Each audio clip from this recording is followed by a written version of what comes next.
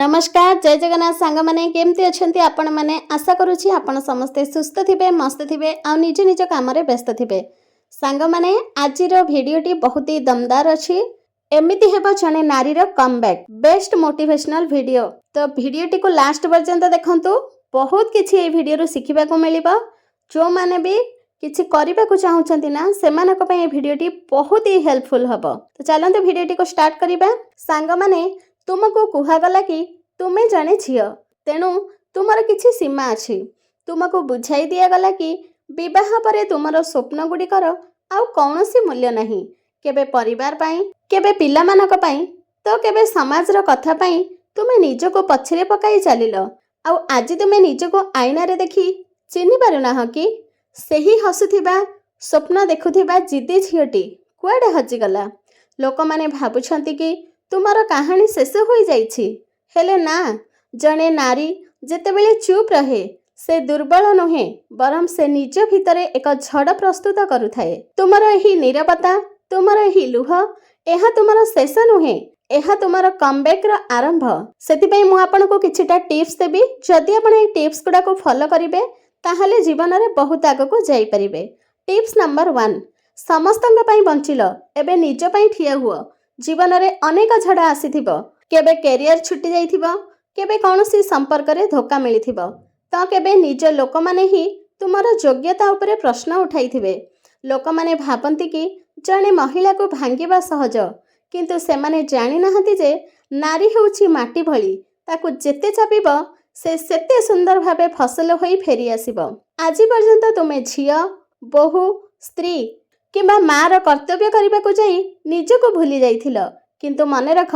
जी अन्य मानक संसार गढ़ी पारे से निजर भांगी जाइथिबा स्वप्न को पुणी थरे जोड़ी भी पारे जेउ माने तुमको दुर्बल भावे आग को चली गलेनी सेमानको पछरु डाक नाही निजको एते शक्तिशाली बनाओ जे दिने सेमाने तुम सह देखा करिबा पई लाइन रे ठिया हेबे। टिप्स नंबर 2 एमिति हेबा जने नारीर रियल कमबैक एबे प्रश्न आसुची एही कमबैक हेबो केमिति किछि बदलिबो कि हाँ बदलिबो जेतेबेले तुमे निज पई एही तीनोटी नियम तैयारी करिबो। नियम नंबर 1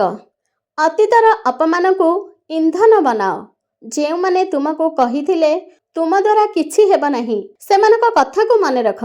सेमानको ऊपर रागिबा किंबा झगड़ा करिबारे निज शक्ति नष्ट कर नहीं सेही राग को निजर परिश्रम रे बदलाई दियो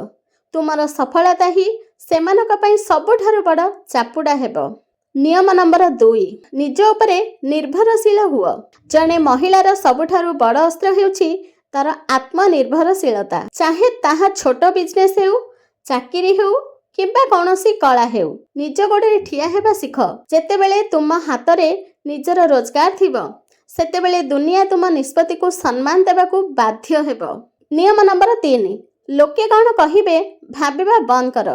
लोकंको काम हेउछि कहिबा तुमे घरे बसिले भी सेमाने कहिबे तुमे बाहर को गले भी सेमाने कहिबे तेणु सेमानक पई निजर उड़ाण को रोक नाही निज आखिर लुह को पोछि ओठरे एक शक्तिशाली हस नहीं आग को बढ़। मने रख सांग माने तुमे केवल एक चेहरा नुह तुमे एक शक्ति तुमे हेउछ सेही नारी जे सृष्टि करि पारे एवं समय पड़िले सेही सृष्टि को बदलाई भी पारे जेतेबेले तुमे एही संघर्ष रु जितिकी बाहरिबो सेतेबेले दुनिया तुमको केवल सलाम करिबो नाही बरम लक्ष लक्ष झियो और महिला तुमको देखि बंचिबार नुआ रास्ता पाइबे तुमे सेमानक पई उदाहरण पालटिबो तेणु उठ निज बाल को बांध निज भितरर सेही दुर्गा को सेही झांसी रानी को जगाओ देखाई दियो एही दुनिया को कि एमिति हुए जने नारीर कमबैक जे देखुथिबा लोक आखि बंद करने को भूली जिवो। सांग माने आशा करुछि एही मोटिवेशनल वीडियोटी आपनको बहुत भल लागिथिबो आ आपनक भितरे बहुत सारा इम्प्रूवमेंट भी हबो तो जदि वीडियोटी भल लागि थाए ताहले वीडियोटी को निश्चय लाइक करिवे शेयर करिवे आउ चैनल रे नुआ देखुथिले चैनल को सब्सक्राइब निश्चिंत करिवे। रहिली पुणी देखा नुआ वीडियो रे।